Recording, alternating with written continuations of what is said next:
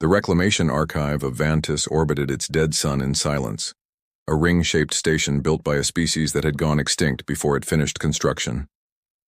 The Kalan Concordat had inherited it 3,000 years ago, the way a family inherits a house from a relative no one remembers, and had spent every century since filling its endless shelves with the recorded histories of everyone they had ever met. Cataloger Ovis Thren had worked the lower stacks for 40 cycles. She was small even for a Kalan, with the pale, luminous skin of someone who rarely saw a sun that wasn't simulated, and she had a reputation, mostly earned, for reading things she wasn't assigned to read. Today it was a service report. Gray binding, no seal of importance, filed under border incidents. Minor, unresolved. She almost skipped it.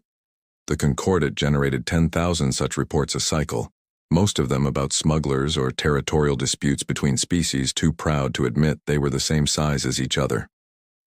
But the filing date caught her eye, 190 years old, and the species tag underneath it was one she didn't recognize. Subject: unaffiliated bipedal species. Designation: human. Point of origin: unconfirmed system. Outer catalog. Summary: Patrol vessel Ference Hope investigated a distress beacon and found it to be a decoy. Vessel and crew of 11, presumed lost. No further contact. That was the entire report. No follow-up. No survivors account, because there had been no survivors. Just a single line at the bottom, added by a different hand in the clipped, unbothered tone the Concordat used for anything it wanted forgotten. Recommend no further contact pending increased fleet presence in sector. Ovis read it 3 times before she understood why it unsettled her. It wasn't the deaths. Border patrols died to pirates and rock slides and bad luck every cycle. It was the caution. The Concordat did not write recommend no further contact over 11 dead sailors and a fake distress call. It wrote that over things that frightened it. She filed a request to pull the original incident logs. It was denied, automatically, by a system that had denied the same request 11 times over the past century and never noticed. It was the same file being asked for again. Ovis made a note in her private terminal. Ask Den about the human file, and went home, and did not think about it again for 190 days, which was, as it turned out, exactly how long the galaxy had left before it thought about nothing else. 2. Fleet Marshal Corvain Ash of the Dominion of the Second Flame did not believe in omens, decoys, or unaffiliated species that mattered. He believed in tonnage, in the number of warships a civilization could put in the black and keep fed and fueled for a decade. And by that measure, the Dominion had no equal within 400 light-years. They had absorbed the Vitheri assembly in a single season. They had starved the free colonies of the Coric Belt into surrender, without firing a shot that anyone remembered afterward. The Dominion did not conquer. It arrived, and afterward, things were simply the way the Dominion wanted them. He was reviewing salvage manifests from the Coric annexation, grain stores mostly, and some outdated mining equipment, when his intelligence officer, a narrow, watchful Ethek named Sorel Voss, requested his time with the particular flatness she used when she didn't want to be overheard being wrong. Marshal, there's a file in the Coric Administrative Archive I think you should see before we finalize the annexation report. Coric had no military worth cataloging. It's not Coric's, it's older. A Concordat border report filed with the regional archive as background material 2 centuries ago and never followed up. It concerns a species called human. Never heard of them. Neither had the Concordat, before they killed a patrol crew and vanished. She set the file on his display. The interesting part isn't the incident. It's the annotation underneath it. Someone with clearance well above a border desk wrote a permanent standing order. No unescorted vessel is to investigate any beacon in that sector without fleet support. Ash skimmed it. 11 dead. A decoy beacon. A single paranoid footnote from a bureaucracy long dissolved into irrelevance. The Concordat were cowards who mistook bad luck for a monster, he said. They lost an unarmed patrol boat to raiders and wrote themselves a policy so they'd never have to feel foolish about it again. That is the entire history of every ghost story ever filed by a frightened clerk. Perhaps, Surreal said. I would still like permission to send a probe. Send it if it amuses you. We have a war to finish first." He waved the file closed, already thinking about grain tonnage again. Humans. It even sounds like a word someone made up to fill a form. 300 light-years away, in a system with no name that anyone outside it used, the humans were, at that exact moment, arguing about crop rotation. 3. The Amaranth Drift was not a warship.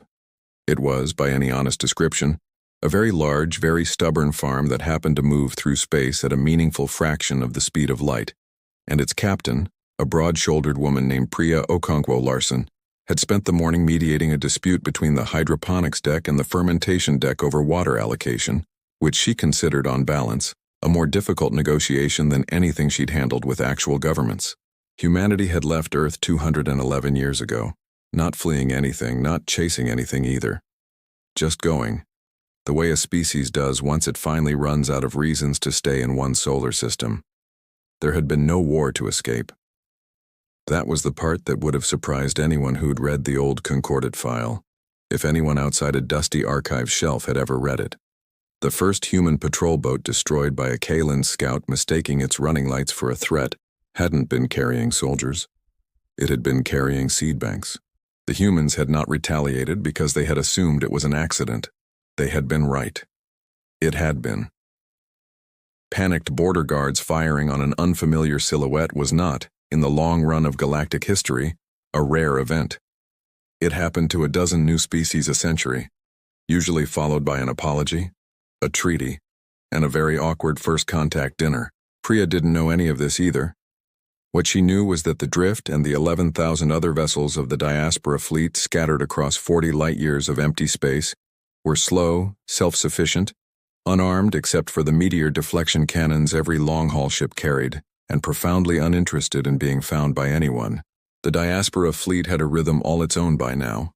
11,000 ships spread across 40 light-years, never closer than a day's travel from one another, never farther than a season's.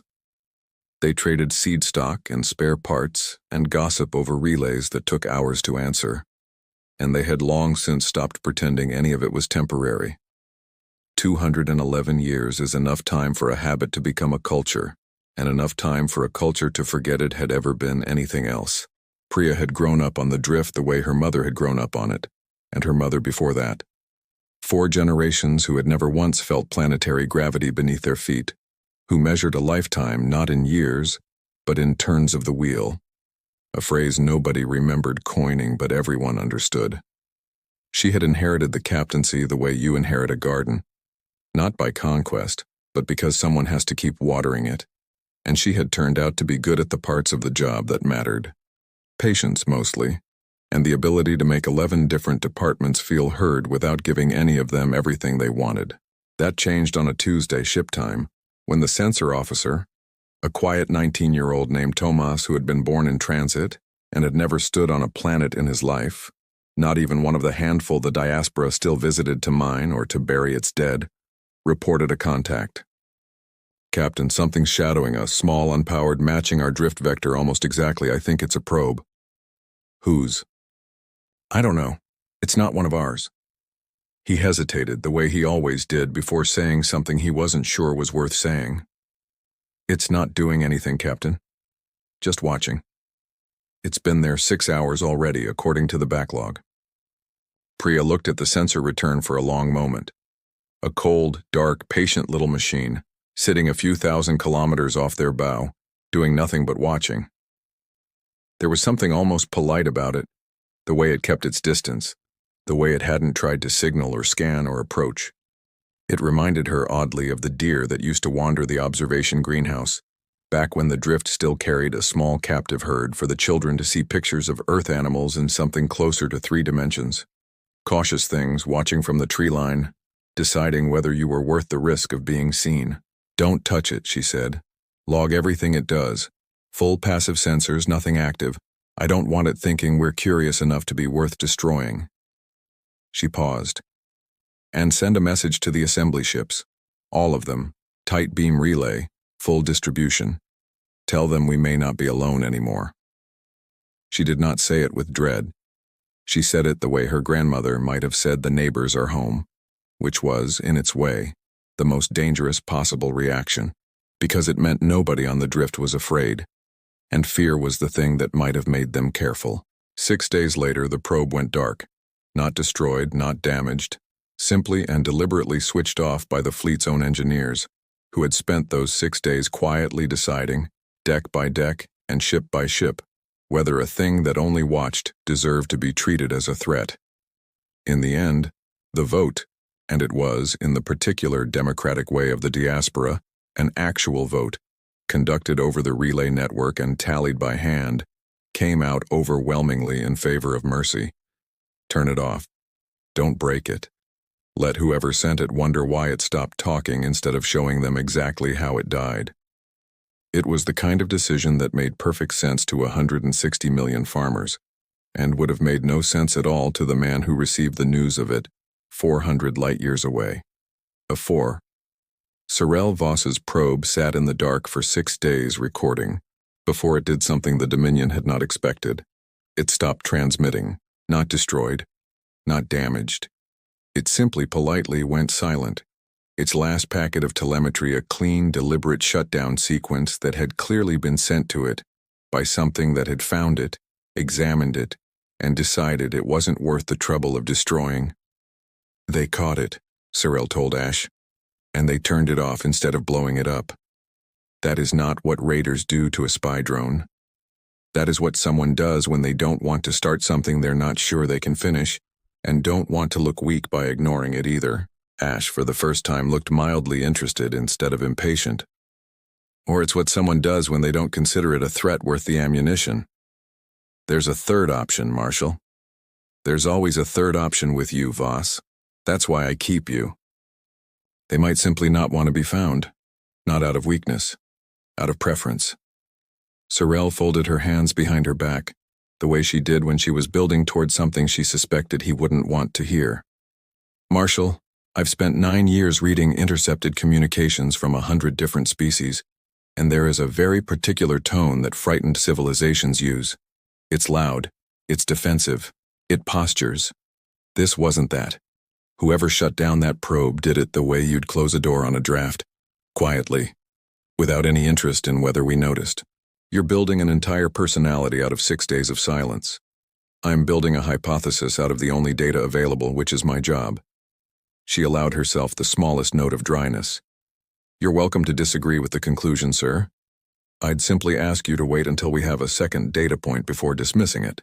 Ash considered this the way he considered everything, as a tonnage problem. A species that didn't want to be found had nothing worth taking, or had enough that it didn't need to advertise it. Either way, it wasn't his problem, until the survey ships assigned to map the outer Choric approaches for future annexation started reporting the same thing. Slow-moving, unarmored, unescorted vessels, drifting in loose formation through empty space, running no warning beacons, broadcasting nothing. Hundreds of them, then thousands. Explain this to me, Ash said, standing over the tactical plot with his hands clasped behind his back, watching the contact markers bloom across a swath of space nearly as wide as the Dominion's own core territories. Because either my survey captains have all simultaneously gone incompetent, or there is a fleet in that sector larger than anything we've annexed in a decade, and it has been sitting there, apparently, for as long as any of our charts have existed, without a single one of my intelligence officers noticing until now. They're not doing anything to be noticed for, Marshal. No mining claims, no trade routes we'd intersect. No communications on any frequency we monitor by default. Sorel tapped the plot, and it resolved into individual hull signatures. Irregular, asymmetric shapes, nothing like the sleek uniformity of a Dominion design. I had to widen our passive scan parameters just to get a clean count. They've been drifting through what we consider empty space for 2 centuries, Marshal, and the only reason we ever noticed them at all is that our own expansion finally grew large enough to bump into the edge of theirs. That's not a border patrol, Sorel said, staring at the plot. That's a migration. Of ships? Of a people, Marshal. Look at the size of some of these hulls. They're not warships, they're arcs. Ash finally leaned forward. An unescorted, undefended population, larger than anything the Choric Belt had managed, sitting quietly in space that the Dominion had just decided, administratively, belonged to it now. Send the 4th Legion, he said. Boarding protocol. If they're refugees, we'll requisition the ships and resettle the crews as labor. If they're something else. He paused, and for just a moment the old Concordat file surfaced in his memory. The paranoid little footnote about a sector nobody was supposed to enter alone. Then I want to know what something else looks like, before it decides to tell us itself. V. The 4th Legion found the Amaranth Drift on a morning that, by ship time, smelled like fresh bread, because the fermentation deck had finally won its argument about the water. The Dominion cruiser that dropped out of translite off their bow was, by any standard the Drift's crew understood, an absurd weapon to point at a farm. It was 2 kilometers of armored hull, bristling with directed energy batteries, built to break fortified moons. Its opening transmission was equally blunt. Unidentified vessel. You have entered Dominion administrative space. Power down your engines and prepare to be boarded. Resistance will be treated as an act of war. Priya stood on the Drift's modest bridge, more greenhouse control room than command center, banks of readouts for soil pH next to the navigation console, and looked at the enormous gray ship on her screen with something that wasn't quite fear and wasn't quite calm either. It was the specific, focused stillness of a woman doing arithmetic. Thomas, get me the assembly ships on the tight beam relay, all of them. Captain, that cruiser could turn us into gas before I know what it could do. That's not what I asked you. She kept her voice level, because 100 sets of ears were listening to her on this ship alone, and 11,000 more across the fleet would hear whatever she said next. Relayed ship to ship in the strange, patient way the diaspora had always talked to itself. Slowly, deliberately, the way people talk when they've had 200 years to get used to not being in a hurry. She opened the channel to the cruiser instead. This is Captain Okonkwo Larson of the civilian vessel Amaranth Drift. We are unarmed. We are not part of any government you're aware of, and we have no interest in your administrative space. We'll happily change course if you tell us where your border actually is. Your course is irrelevant. This system has been designated Dominion territory. Prepare to be boarded or be destroyed. Priya was quiet for a moment. Behind her, Thomas had gone very pale, the particular paleness of someone born on a ship who had never once imagined it could end. Just so I understand, Priya said. You're telling 11,000 ships full of families that we don't get a say in whether we get boarded by strangers with warships. Is that the negotiation? There is no negotiation. There is compliance, or there is destruction. She looked at Thomas. Send it to everyone. Full fleet distribution. Highest priority. Send what, Captain? Everything they just said. Word for word. Let everyone hear it in the Dominion's own voice, not mine. Across 40 light years of dark, on 11,000 ships that had spent 2 centuries believing themselves entirely alone in a universe with room enough for everyone, a message arrived that none of them had ever needed a word for before, because none of them had ever met anyone who required it. Threat. The Dominion cruiser's boarding shuttles launched 20 minutes later, expecting an unarmed farm ship full of frightened civilians. What they found instead was every hydroponics bay reconfigured, every industrial fabricator retooled, every maintenance drone repurposed, and 11 decades of quietly, patiently accumulated engineering, designed originally for terraforming asteroids and clearing debris fields, never once intended as a weapon, turned with terrible and unhurried competence toward the 2 boarding shuttles now approaching the Drift's cargo bay doors. The shuttles didn't reach the bay.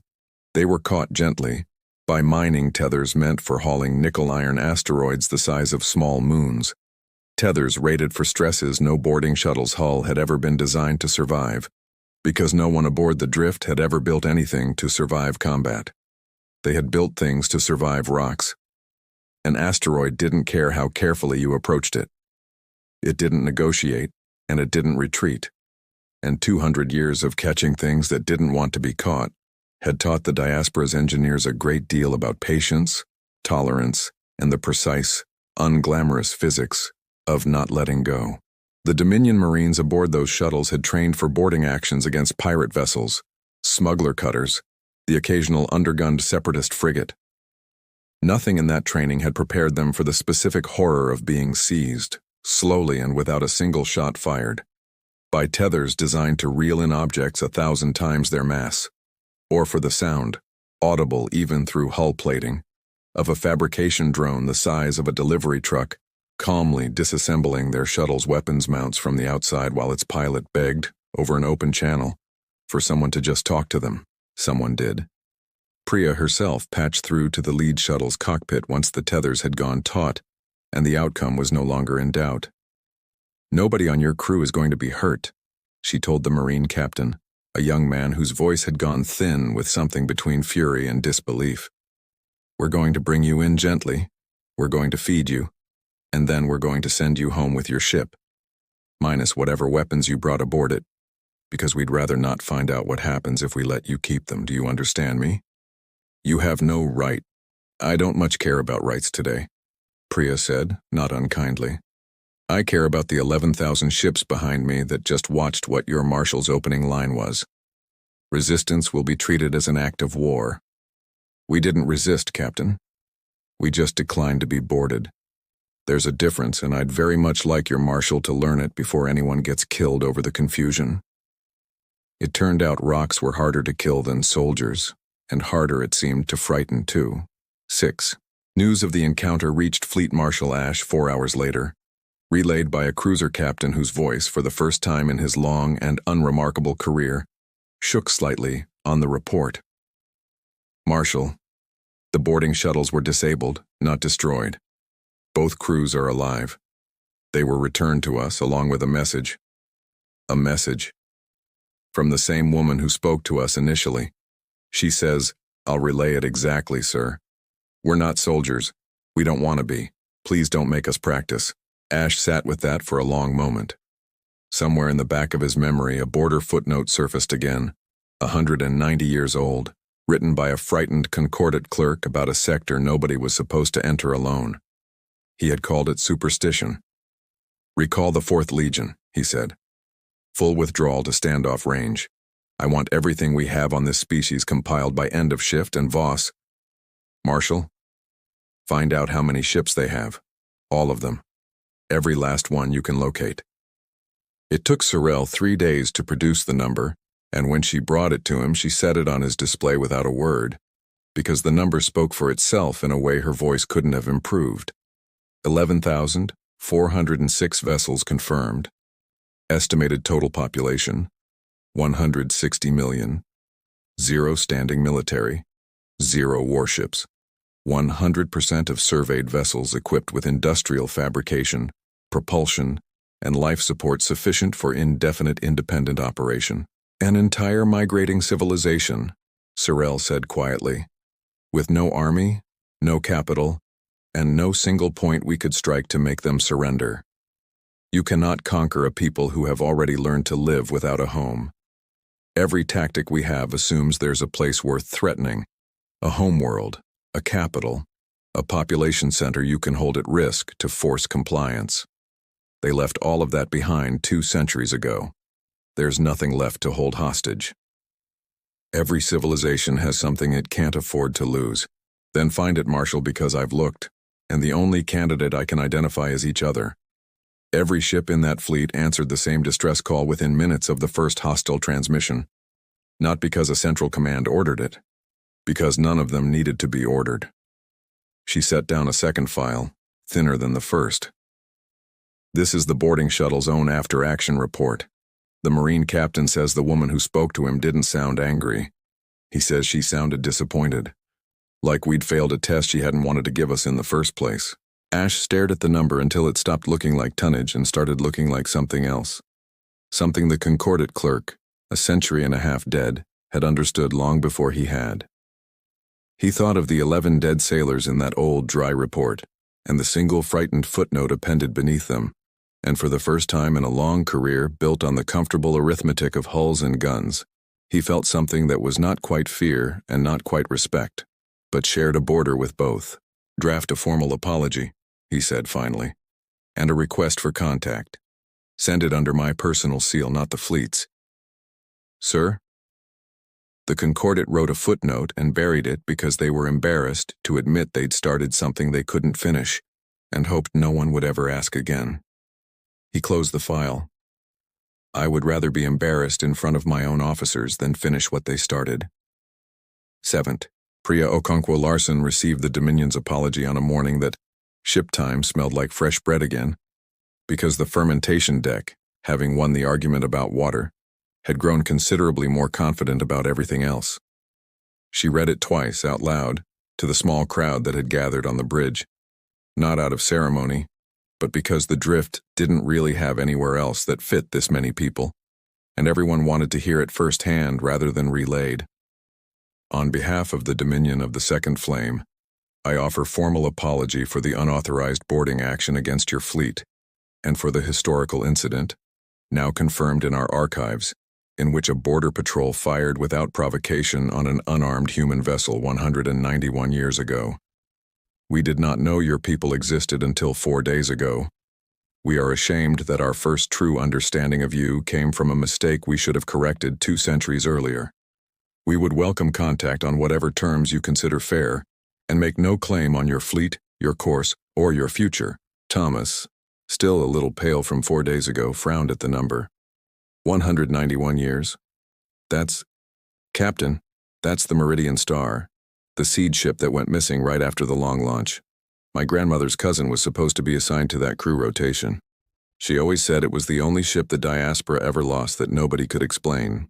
Priya remembered the name the way everyone on the diaspora remembered it. The first ship lost, back when losing a ship still felt like losing a limb instead of a statistic. Back when the fleet had been small enough that every death had a face attached to it. 11 crew. No survivors. No wreckage ever found. There had been a memorial garden planted on 3 different ships in the years after. Small plots of earth soil turned over for 11 names that nobody wanted to let become just a number in a log. They didn't know, she said slowly. For 2 centuries we thought we lost them to bad luck or a rock we didn't see coming, or a system failure nobody could reconstruct afterward. And for 2 centuries, somebody out there knew exactly what happened and decided it was easier to bury the truth in a footnote and be afraid of us in private than to send 11 names home to the people who were still leaving flowers for them. She thought about that for a long moment, not with the cold satisfaction of vindication, but something quieter and sadder. The particular grief of learning an old wound had a name after all. It didn't feel like winning. It felt like finally being allowed to finish grieving something properly. Around her, the small crowd on the bridge had gone quiet in the particular way a ship full of people goes quiet when something old and unspoken finally gets said out loud. Someone near the back, an engineer by the state of her hands, wiped her eyes without any apparent embarrassment about it. "Send this back," she said finally. "Tell them. Apology accepted on one condition. We want the Meridian Star's crew names read into their own historical record, not ours. We don't want revenge. We want them remembered by the people who forgot them." "That's it?" Thomas asked. "No demands? No, I don't know, reparations?" Priya looked out at the slow, drifting shape of her fleet on the main display. 160 million people who had left a dying argument behind on Earth 2 centuries ago and built, out of nothing but patience and soil and stubbornness, a civilization that didn't need anyone's permission to exist. "We already got what we needed," she said. "We got to stop being a footnote." The story of the Amaranth Drift did not stay contained to the Dominion's internal channels for long. Word travels faster than fleets, and within a season it had reached every archive, relay station, and diplomatic corps within reach of the Choric annexation zone, retold with the particular embellishment that news acquires each time it changes hands. A farmer captain who faced down a warship with nothing but mining equipment and a request for basic manners. A fleet marshal who apologized before he was asked to. A fleet of 160 million people who had left an entire homeworld behind, rather than fight over it, and then, when finally cornered, had proven harder to break than anything the Dominion had annexed in a decade. Some of it was exaggerated. Most of it, to Sorel Voss's quiet satisfaction, was not. She found herself, in the weeks that followed, fielding requests from 3 separate neighboring polities, none of them Dominion allies, all of them nervously curious, asking, in careful diplomatic language, whether the humans might be interested in trade, in alliance in anything that would put them on the right side of whatever this new, quiet species turned out to become. The Vithiri Assembly, only recently absorbed and still resentful about it, sent an unofficial envoy directly to the diaspora fleet without informing the Dominion at all. An act that would have been an act of war 18 months earlier, and was now, apparently, simply diplomacy. Ash watched all of it from his flagship with the particular stillness of a man recalculating a lifetime of assumptions. "You were right to send the probe," he told Sorel, over what had become, without either of them quite acknowledging it, a standing weekly briefing that had far outgrown its original purpose. "And I was right that it would amount to nothing, in the sense that they never fired a shot at us. I have spent 30 years believing those two things could not both be true." "They can," Sorel said. "You simply hadn't met anyone before who understood that not fighting and not winning aren't the same thing." "That's a very tidy way of saying I was outmaneuvered by farmers." "You weren't outmaneuvered, Marshal. You were outpatienced. There's a difference, though I grant you it's a difference that stings in roughly the same place." She allowed herself something almost like fondness. "For what it's worth, sir, I don't think they consider it a victory either. I think they'd have been just as satisfied if we'd simply left them alone from the start. That's the part our doctrine has no category for. An adversary who isn't trying to win anything from us at all." Ash was quiet for a while, looking at the slow, tactical plot of the diaspora fleet. Still drifting, still unhurried, still spread across 40 light-years of space that the Dominion had briefly, arrogantly, called its own. "Draft the trade proposal," he said finally. "And Voss, this time put your name on it as co-author. You saw this before I did. I'd rather the record show that honestly than let me take credit for catching up to you." It was, by the standards of a man who had spent 30 years believing in tonnage and nothing else, close to an apology of his own. Back on the Amaranth Drift, the trade proposal arrived on a morning that smelled, for once, not of bread, but of the specific green mineral tang of the hydroponics bay mid-harvest, and Priya read it twice before laughing, quietly, in a way that startled Tomas more than the warship ever had. "What?" he asked. "Nothing bad." She set the datapad down. "It's just 200 years. We ran from the idea that anyone out here might notice us. Turns out all it took to get taken seriously was refusing to fight back competently enough that they got embarrassed about starting it." She shook her head. "Your grandmother's cousin would have found that very funny." "She'd have found the part where they apologized twice funnier," Tomas said. "Once for the boarding, once for a war crime nobody remembered committing. That's not usually how it works in the old stories." "No," Priya agreed. "It usually isn't. Log the proposal. Full fleet distribution, same as before. Let everyone vote on it the way we voted on the probe." She looked out at the slow, patient shape of her fleet, still moving, still whole, still theirs. "We didn't build all this to be an empire, Thomas. We built it so nobody would ever get to decide for us again. I intend to keep it that way, one vote at a time, for as long as it takes." Ovis Thren, cataloger of the lower stacks of the Reclamation Archive of Vantis, received the update to her old request 11 months after she'd first filed it, buried in a routine data pull from the Dominion's newly opened diplomatic archive. Access granted, human contact file complete, status updated, border incidents minor unresolved, first contact diplomatic concluded. She opened it expecting closure. What she found instead was a note, added unusually by the Dominion Fleet Marshal himself, appended to the very same clipped, unbothered line the Concordat had written 190 years before. "Recommend no further contact pending increased fleet presence in sector," the old line read. Beneath it, in a different hand entirely, amended. "Recommend contact. Recommend humility." The sector was never the danger. Our assumptions were. Ovis sat with that for a long while, in the quiet of the lower stacks, surrounded by 3,000 years of things the galaxy had decided to forget. Then she filed the human archive under a new heading, not border incidents, not even first contact, but a category she had to create from scratch, because nothing in the Concordat's ancient, exhaustive taxonomy of species quite fit. Catalog heading, Neighbors, Status, Still arriving. She left the file open in case anyone else ever wanted to ask about it, and went home, and for the first time in 40 cycles, did not think that the universe had run out of anything left to discover. It took another year before the Reclamation Archive received its first direct human delegation. Not soldiers, not diplomats in the formal sense the Concordat had once expected of first contact, but a rotating crew of archivists from the diaspora itself. Sent, they explained, because a species that had spent 2 centuries keeping its own careful records understood exactly how much it mattered that someone else's records be corrected too. The woman who came to the lower stacks specifically to find Oves was not Priya. The Drift's captain had her own fleet to mind, and could not spare the months such a journey required, but a younger woman named Diaz, who introduced herself as a keeper of the ledger, which turned out to be the closest human translation for a job that had no real Kaelan equivalent. Someone whose entire purpose was making sure that no name, however small, was ever allowed to quietly disappear from what a people remembered about themselves. "You're the one who kept asking about us," Adez said, setting a small data crystal on Oves's desk. "Den told us. He said you'd been filing the same request for 11 years before anyone answered it." "I don't like unfinished files," Oves admitted. "It's not a virtue, it's closer to a nervous habit."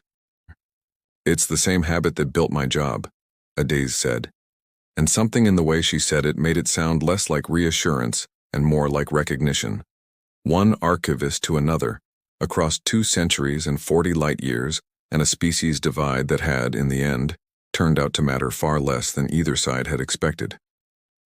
That's the Meridian Star's complete crew manifest, verified against the Dominion's own service record for the patrol vessel involved. 11 names. We'd like them entered into your archive exactly the way we've entered them into ours, not as an incident. As people. Oves took the crystal and turned it over once in her hand before setting it into the reader. 11 names appeared on her screen, unremarkable and ordinary in the way that most names are, right up until you understand exactly how much silence had once stood between the world and the fact that they had ever existed at all. "Neighbors," she said quietly, more to herself than to Adez. "Still arriving." "Something like that," Adez said, and for a moment neither of them said anything else because some things, an old wound finally spoken aloud, a name finally written down where it couldn't be lost again, didn't need any further explanation between 2 people who had spent their lives in the business of making sure nothing important got forgotten.